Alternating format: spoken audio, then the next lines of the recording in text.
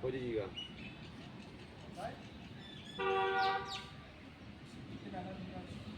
नमस्कार दोस्तों, मैं हूं ललित कुमार और आप देख रहे हैं सच्ची खबर झज्जर। एक बहुत बड़ी शख्सियत जिनको पूरा झज्जर शहर, आसपास का एरिया खूबी से जानता है, वही शख्सियत जिन्होंने सेवा भाव को देखते हुए और लोगों की अंतर आत्मा को जानते हुए भगमा बाणा धारण किया है। उससे पहले बहुत बड़ी डॉक्टर रही हैं, महिला सर्जन रही हैं और तमाम ऐसी महिलाओं का इलाज किया है जिनको कभी बच्चा ना हुआ, जिनको कभी किसी भी तरह की कोई परेशानी हुई है। उन्हीं सभी को ध्यान में रखते हुए आज हम आपको मिलाते हैं मैडम अनीता धनखड़ जी से, जो कि लोगों की मतलब सेवा करते करते और आज जो है अपना भगमा बाण धारण कर लिया है। तो आज हम मुलाकात करते हैं मैडम अनीता जी से कि किस तरह से मैडम अनीता ने जो है राजनीति से भी संन्यास दे करके और अपने गृहस्थी जीवन को भी संन्यास दे करके एक भगमा धारण कर लिया है। आइए मिलाते हैं। जी मैडम, सबसे पहले नमस्कार आपको हमारे चैनल सच्ची खबर की तरफ से। ललित जी, आप क्या पूछना चाहते हैं? मैडम, मैं यही जानना चाहता हूँ कि आपने जो भगमा धारण किया है, महिलाओं की सेवा भी की है, हॉस्पिटल में भी आप रहे हैं, राजनीति अखाड़े में भी आप रहे हैं, आपने काफ़ी इलेक्शन भी लड़े हैं, मतलब आप राजनीति मंच को छोड़ के, गृहस्थी आश्रम को छोड़ करके, गृहस्थ जीवन को छोड़ करके आप किस तरह से ये भगमा बाण धारण किया है और किस तरह से आप लोगों की सेवा कर पाएंगे? जी ललित जी, बड़ा अच्छा आपने प्रश्न पूछा, क्योंकि मैंने संसार में रहते हुए हमेशा शांतिपूर्वक काम किया है और मैंने पहले 40 साल तक यहाँ पर एक अच्छी तरह से अपने पति का सहयोग देते हुए एक हॉस्पिटल चलाया, जो कि इस झज्जर का नंबर 1 हॉस्पिटल था। और पेशेंट आके ये कहते थे, सबसे बड़ी बात ये है, अब जी हम तो आधे यहाँ आके ठीक हो जाते हैं बिना दवाई खाए। तो एक ऐसा विश्वास रहा है हमारा, पेशेंट का और डॉक्टर का नहीं नाता रहा, हमारा एक ऐसा नाता रहा है हमेशा कि जैसा एक माँ बाप का बच्चे से नाता होता है कि वो हर संभव उसे ठीक करने की उसे कोशिश करता है कि वो खुश रहे। एक ऐसा नाता रहा है। उसके पश्चात राजनीति भी बड़ी शिखर की राजनीति की, आप सब लोग जानते हैं। तो ऐसा कुछ नहीं हुआ लाइफ में कि कुछ एकदम से आकर कुछ हो गया। मैं बचपन से ही पूजा पाठ करती थी, क्योंकि मेरी माँ आज भी जिंदा है, 86 ईयर ओल्ड, जो कि एक देवी स्वरूप है। दिन में ज़्यादा नहीं तो 7-8 घंटे वो अपना पूजा पाठ ध्यान में मगन रहती है। उनको देखते ही बचपन से ही एक ललक थी हम में भी, एक आत्मा में एक वो चीज़ जानने की एक कसक थी कि भगवान क्या होता है। तो हमने कई बार अपनी माँ से भी पूछा, माँ ने बताया। बचपन में शायद वो बातें समझ नहीं आती थी, तो मैं इतना बिजी रहती थी। आप सब लोग जानते हैं कि पेशेंट में, राजनीति में, सोशल वर्क में तो काफ़ी मेरा आंखों देखी में बड़ा प्रोग्राम चलते थे। तो उसके बावजूद भी मैं सवा लाख जप किया करती थी। 1.25 लाख जप करना छोटी बात नहीं।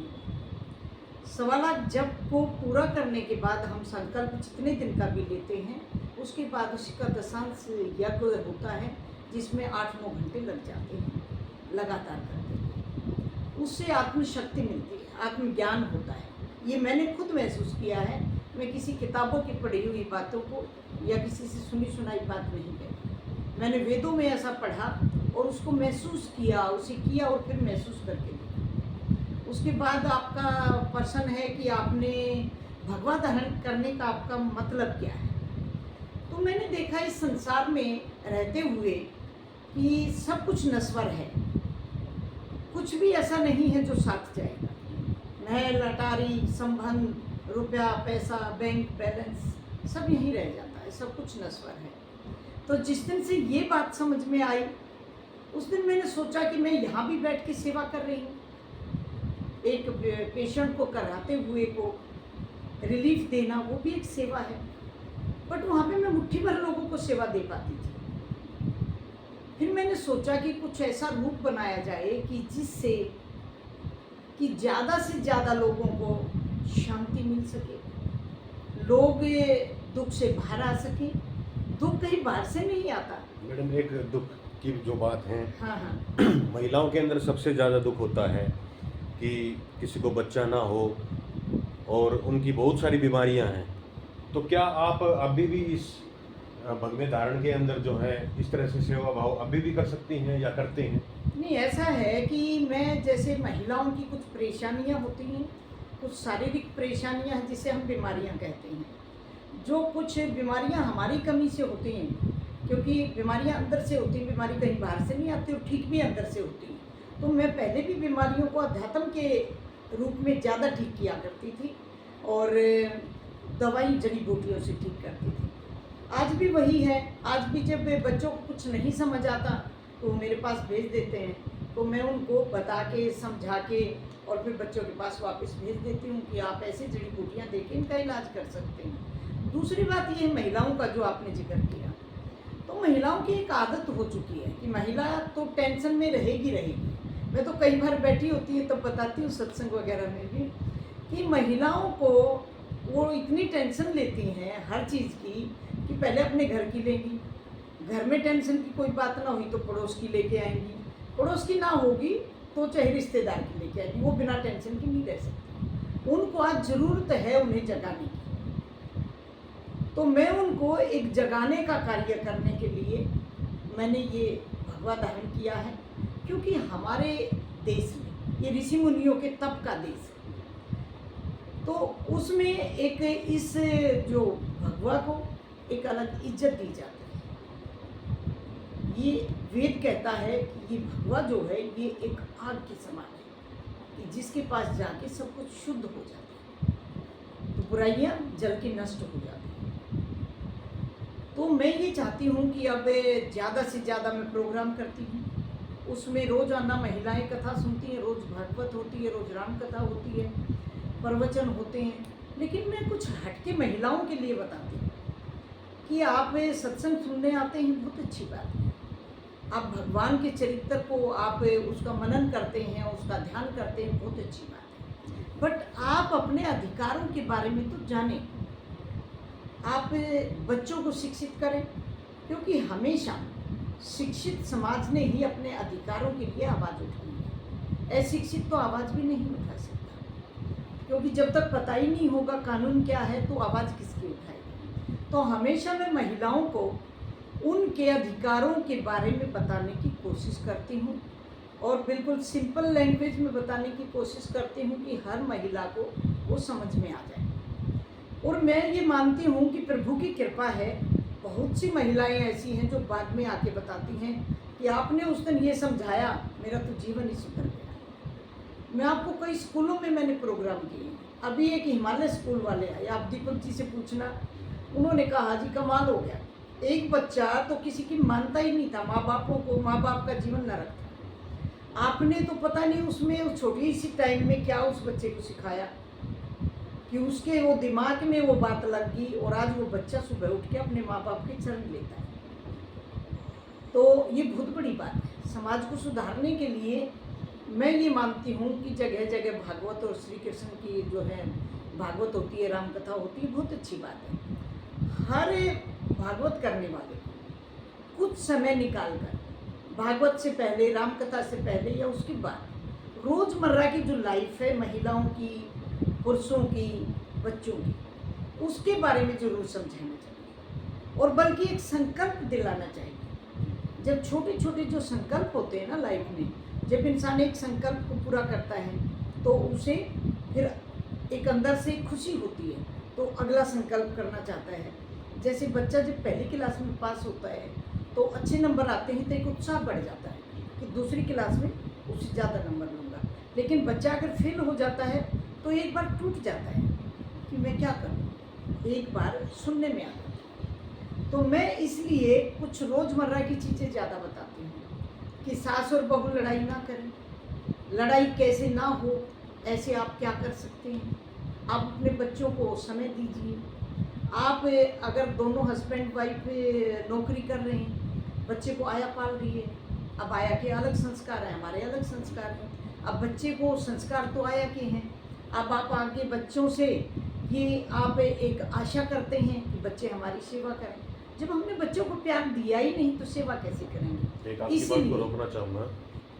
जो आपने आया की बात की है, और समाज के अंदर एक बहुत बड़ी बीमारी आ गई है मोबाइल की। बच्चे जो हैं मोबाइल की तरफ ज़्यादा आकर्षित हो रखे हैं। माँ बाप भी हैं, अपने बच्चों को खुद टाइम नहीं दे पाते हैं, लेकिन मोबाइल सबसे बड़ी बीमारी है। इसके बारे में क्या कहना इसके चाहिए? बारे में भी मैं आपको बताऊंगी। इस बात को मैं एक बार पूरा करती हूँ। तो आजकल जो वृद्धाश्रम इतने ज़्यादा बढ़ रहे हैं, उनका कारण यही है।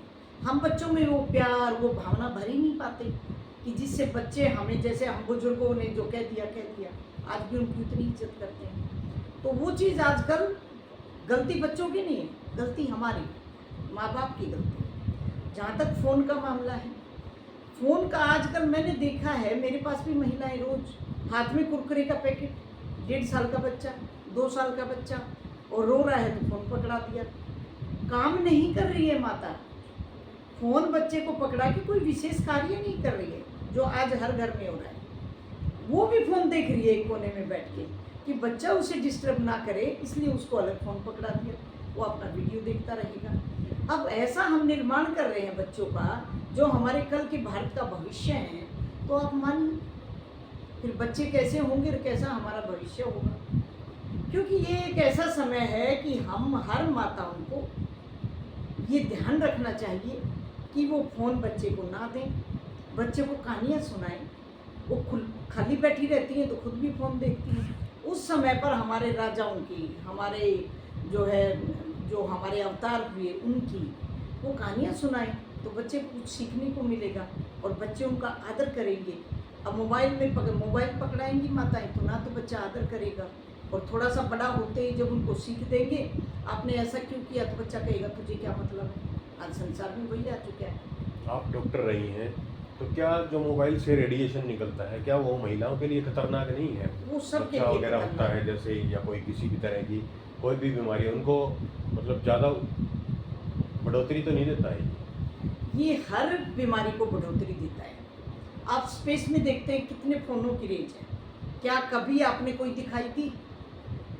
ये फ़ोन है, ये उसकी जिसका कार्ड डला है उसकी रेंज को पकड़ेगा, आपने जो डाला है उसकी पकड़ेगा। तो ये एक ऐसा सिस्टम है कि जो हमें दिखाई नहीं दे रहा, और एक मीठा विष है। हम इस फ़ोन को अगर 1 घंटा देखेंगे, आधा घंटा देखेंगे, तो उसके बाद जब आप कोई कार्य करना चाहेंगे तो कई देर तक आपको नॉर्मल दिखाई नहीं देगा। इसकी रेंज जो होती है, मैं तो मेरा ये मानना है कि ब्रेन ट्यूमर का कारण यही है आजकल, गले में ट्यूमर का कारण यही है आजकल, ये फ़ोन है। फिर दूसरी बात क्या है कि ये मैं थोड़ा एक साइंस आ गई इसमें, कि हमारी जो पिट्यूटरी ग्लैंड होती है वो हमारे शरीर का रिमोट कंट्रोल है। तो हम उसे बिजी रखते हैं, उसकी तरफ ध्यान ही नहीं देते, क्योंकि हम तो फ़ोन में लगे हुए हैं। हमने उसकी बात माननी नहीं, हमने तो जो फ़ोन में देख रहे हैं वही हमारा मन जो कर रहा है वही और रिएक्ट कर रहा है। तो हमारे जो शरीर के अंदर इतनी सारी ग्लैंड, नो ऑर्गन ये हैं, तो उनको हमारी जो है एक रिमोट कंट्रोल है पिट्यूटरी ग्लैंड, वही आदेश देता है। जब आदेश ही सही ना मिलेगा तो सब केमिकल अबनॉर्मल होंगे तो अनेक प्रकार की बीमारियां पैदा होंगी। तो मैं ये संदेश देना चाहती हूँ आपके चैनल के माध्यम से कि महिलाओं को तो इससे बिल्कुल दूर रहना चाहिए। महिलाएं खुद दूर रहेगी तभी अपने बच्चे को दूर रख पाएंगी, क्योंकि महिला एक कोने में फ़ोन लेकर बैठी हुई है, बच्चा देख रहा है तो बच्चा दूर कैसे रह पाएगा। तो बच्चों को आजकल जो इनफर्टिलिटी का आपने बताया ज़्यादा कारण है, बच्चे ना होने का जो ज़्यादा कारण है, वो यही कारण है कि महिलाएं जो फ़ोन में लगी रहती हैं, बॉडी वर्क नहीं कर पाती, उनकी सोच में बदलाव आ जाता है। सोच में बदलाव आएगा तो जो उनके हार्मोन्स इम्बैलेंस होंगे, सारी बीमारियां हार्मोन से ही होती हैं।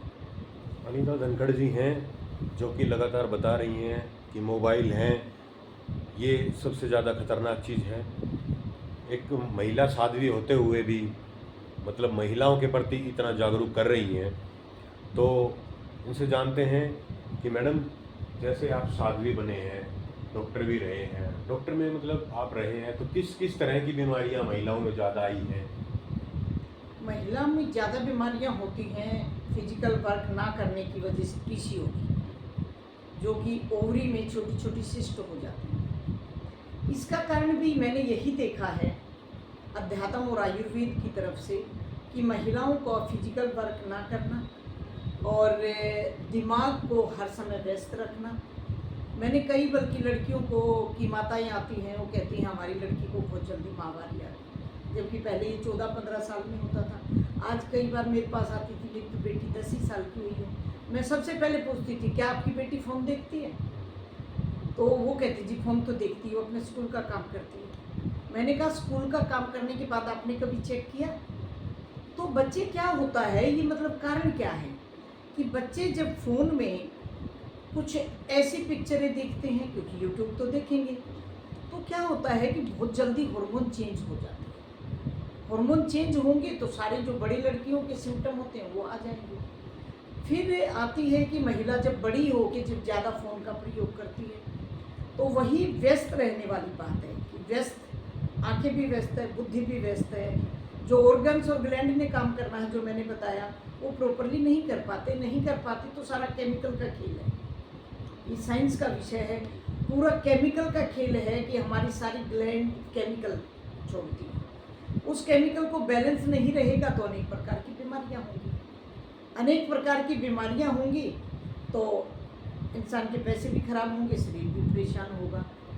तो इसलिए जो फ़ोन है ये मैं एक नंबर फर्स्ट कारण इसको मानती हूँ कि महिलाओं में भी, आदमियों में भी, बच्चों में भी बड़ी बीमारियां होने का भी कारण यही है। आजकल के हमारे बच्चे बर्बाद हो चुके हैं, युवा पीढ़ी, क्योंकि वो गेम खेलते हैं, उनका ब्रेन वॉश हो जाता है। आपने देखा होगा कई में फांसी लगा लेते हैं, कई जहर खा लेते हैं, कई ऊपर से कूद जाते हैं। तो उसका कारण क्या है? फ़ोन में जो आज तरह तरह के जो गेम दिए जाते हैं उससे उनका ब्रेन वॉश हो जाता है, तो उसकी वजह से ये सारे बड़ा इजीली कर जाते हैं जो नहीं करना चाहिए। तो सबका एक निचोड़ होता है हर बात का। जब आप कोई कहानी सुनते हैं ना, हम अपने दादा से दादी से कहानियाँ सुनते थे, तो फिर बाद में ये पूछते थे जो बच्चा थोड़ा बड़ा होता था, इसका मतलब क्या हुआ, नहीं इसका मतलब क्या हुआ, सारांश क्या निकला इसका। तो इस फ़ोन का, इस समय नष्ट करने का, वृद्धाश्रम खोलने का, बच्चे बर्बाद होने का, और बच्चों महिलाओं को बच्चे ना होने का, पीसीओडी सबसे ज़्यादा आजकल है, इन सब का एक ही सारांश है, एक ही कारण एक ही है। उसके विषय अनेक हैं कि इस फ़ोन से विचार बदलते हैं, विचारों से बदलने से ग्लैंड हमारी जो है केमिकल इम्बैलेंस होते हैं, इम्बैलेंस होने से अनेक प्रकार की बीमारियां होती हैं, और जब सोच ही खराब होगी तो संबंध भी खराब होंगे। आजकल पति पत्नी के संबंध खराब हैं, आप देखो कितने सारे कोर्ट में इतने केस हैं कि इतने ही तो झगड़ों के केस हैं, इतने ही महिलाओं के केस हैं। तो ये फ़ोन उतना ही, फ़ोन बहुत अच्छी बात है, फ़ोन गलत नहीं है उसको, लेकिन उतना ही यूज करना चाहिए जिससे कि हमें जानकारियाँ मिलें। हमें अपने समय को नष्ट नहीं करना चाहिए। बिल्कुल वैसे ही कि घर में जैसे हम एक गैस में, सबके घर में सिलेंडर है, और सिलेंडर के ऊपर एक रेगुलेटर लगाया है कि हम उतनी गैस यूज करें जितनी हमें ज़रूरत है। अगर हम उस गैस को काम करने के बाद खुला छोड़ देंगे तो घर जल जाएगा। तो काम मतलब सोच में या फ़ोन को उतना ही यूज करना चाहिए जितना ज़रूरत है, जिससे काम चल जाए, इतना नहीं कि जिससे काम तमाम हो जाए। तो मैं महिलाओं को यही एक संदेश दूँगी कि फ़ोन का प्रयोग करें, लेकिन उतना ही करें जितना ज़रूरत है, क्योंकि अगर वो उतना ही करेंगे तो उनके बच्चे भी बचे रहेंगे, बच्चे भी ज़्यादा यूज नहीं करेंगे, बच्चे ज़्यादा यूज नहीं करेंगे तो किताबों पे ध्यान देंगे। बड़े हमारे जो हैं युग पुरुष रहे हैं हमारे, उनकी कहानियाँ सुनाई है ना, अवतारों की कहानियाँ सुनाई, बच्चे उन्हें सुनेंगे तो उनकी तरफ वैसी सोच होगी, वैसे ही करने की कोशिश करेंगे। तो अनीता जी, जैसे आप साध्वी बने हैं तो आपके पास पेशेंट अभी भी आते होंगे, क्या आप उनका अभी भी इलाज करते हैं या कर सकते हैं? उनका ये है कि कई बार मैं इलाज नहीं करती अब पेशेंट्स का, कई बार ऐसा होता है कि कई पेशेंट आते हैं बहुत पुराने, वो कहते हैं कि नहीं आपकी मम्मी कहाँ है, मेरे को तो शुगर है, मेरे को तो उन्हीं को दिखाना था। तो हमारे डॉक्टर साहब बैठते हैं, आयुर्वेदिक हैं, वो बीएमएस हैं। तो मैं कई बार मेरे पे ही विश्वास है, क्योंकि मेरा नाड़ी की इतनी पकड़ है। सबसे बड़ी बात जो है मेरी नाड़ी की ये पकड़ है, अगर आप खाली पेट है तो मैं आपको ये बता दूंगी आपका बीपी इतना है, आपका शुगर इतना है, आप टेंशन इतनी कर रहे हैं, आपके ऑर्गन्स में ये खराबी है। तो ये हमारे ना ही तो नाड़ी के विषय में आती थी, कोई एक आध वैद्य होता था ऐसा जो इतना बता पाता था। तो ये सब प्रभु की कृपा है।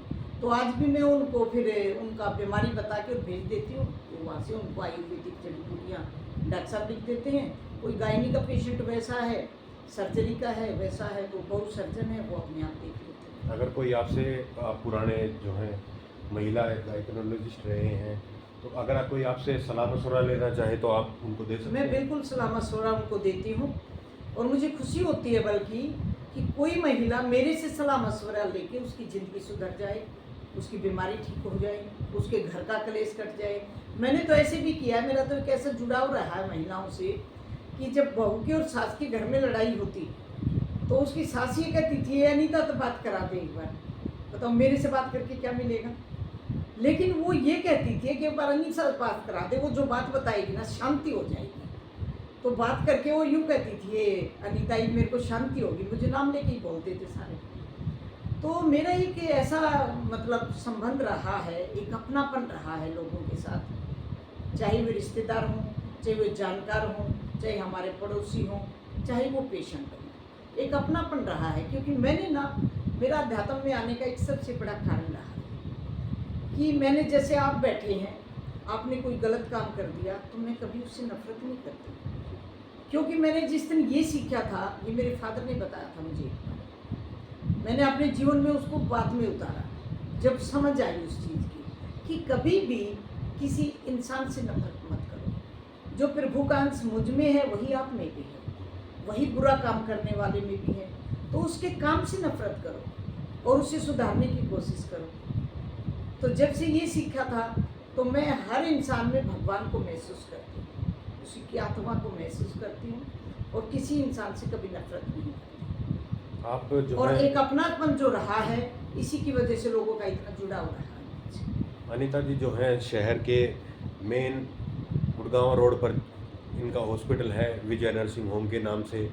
अगर मैडम से जुड़ना चाहते हैं तो आप जो है मैडम से उचित जानकारी ले सकते हैं कि आपसे कब मिला जाए और कैसे मिला जाए। जी। आध्यात्मिक जानकारी के लिए जितनी बुद्धि मुझे भगवान ने दी है, तो चाहे कोई आध्यात्मिक जानकारी लेना चाहे, चाहे कोई शारीरिक जानकारी लेना चाहे, चाहे किसी के संबंधों में खटास है, क्योंकि मैंने यहाँ बैठ के बहुत से लोगों के संबंधों को सुलझवाया है। तो किसी भी प्रकार की कोई परेशानी है तो आके कम से कम हम करना तो भगवान ने होता है सब, लेकिन हम साझा तो कर सकते हैं। जब हम कई बार साझा करते हैं तो हमें कुछ बात समझ आ जाती है और जीवन सुधर जाता है। तो आपसे जुड़ने के लिए लोगों को कैसे, क्या, कहाँ आना पड़ेगा, ये बता दीजिए। उसके लिए आप मेरा फ़ोन नंबर दे सकते हैं, फ़ोन नंबर पे वो आप अपनी परेशानी बता सकते हैं। जितना फ़ोन पे मैं समझा सकती हूँ कि उनका समय वेस्ट ना हो, तो वो फ़ोन पे समझ सकते हैं। और फ़ोन पे ना समझ में आए तो सामने बैठ के तो एक अलग ही बात होती है।